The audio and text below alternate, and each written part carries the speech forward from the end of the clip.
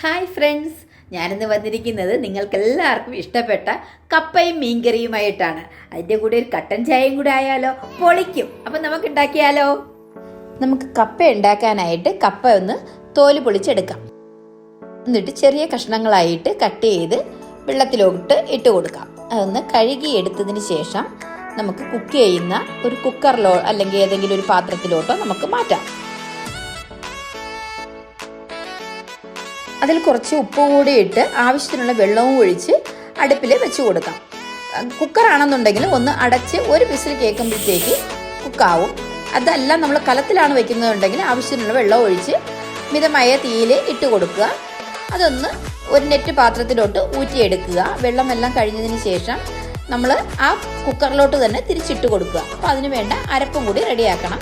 കുറച്ച് തേങ്ങയും ജീരകം, വെളുത്തുള്ളി, കരിവേപ്പില, മഞ്ഞൾപ്പൊടി ഇതൊന്ന് മിക്സിയിൽ ഒന്ന് ഇട്ട് കറക്കുക.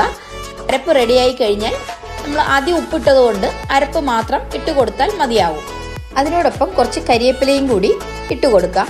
ഇട്ട് കൊടുത്ത് ഒരു 2-3 മിനിറ്റ് ഒന്ന് ഗ്യാസിൽ വെച്ച് കൊടുക്കാം. അതൊന്ന് അതിൻ്റെ അരപ്പൊക്കെ ഒന്ന് ചൂടാവണം. ചൂടായി കഴിഞ്ഞാൽ നമുക്ക് ഒരു തവിയോ അല്ലെങ്കിൽ ഒരു തടിയുടെ സ്പൂണോ എന്തെങ്കിലും കൊണ്ട് നമുക്കതിനെ ഒന്ന് ഇളക്കി യോജിപ്പിച്ചെടുക്കാം. അപ്പം നമ്മുടെ കപ്പ റെഡി ആയിട്ടുണ്ട്. നമുക്ക് കപ്പയോടൊപ്പം കഴിക്കാനായിട്ട് ഒരു മീൻകറിയും കൂടി റെഡിയാക്കാം. ഞാനിവിടെ എടുത്തിരിക്കുന്നത് ഒരു വൈറ്റ് ഫിഷാണ്.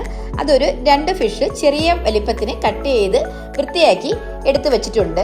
അതിൻ്റെ അരപ്പ് റെഡിയാക്കാനായിട്ട് ഒരു മിക്സിയുടെ ജാറിൽ ഒരു 5 ടീസ്പൂൺ കോക്കനട്ട് എടുത്തിട്ടുണ്ട്. അതിൻ്റെ കൂടെ 2 ടീസ്പൂൺ മുളക് പൊടി, 1/2 ടീസ്പൂൺ മഞ്ഞൾപ്പൊടി, 1 ടീസ്പൂൺ മല്ലിപ്പൊടി, പിന്നെ കുറച്ച് ഉള്ളി. ചെറിയ ഉള്ളിയാണെങ്കിൽ അത്രയും നല്ലത്.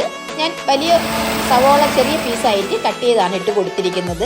അതൊന്ന് അരപ്പ് റെഡി ആയതിനു ശേഷം ഒരു ചട്ടി അടുപ്പത്ത് വെച്ച് ഈ അരപ്പ് അതിലോട്ട് ഒഴിച്ചു കൊടുക്കുക. അതൊന്ന് തിളച്ച് വരണം. ഞാൻ അതിൽ 2 മുരിങ്ങാക്കയും പച്ചമുളകും ഇട്ട് കൊടുത്തിട്ടുണ്ട്. ഇതൊന്ന് തിളച്ച് വരുമ്പോൾ നമുക്ക് മീനിൻ്റെ പീസുകൾ അതിലോട്ട് ഇട്ട് കൊടുക്കാം.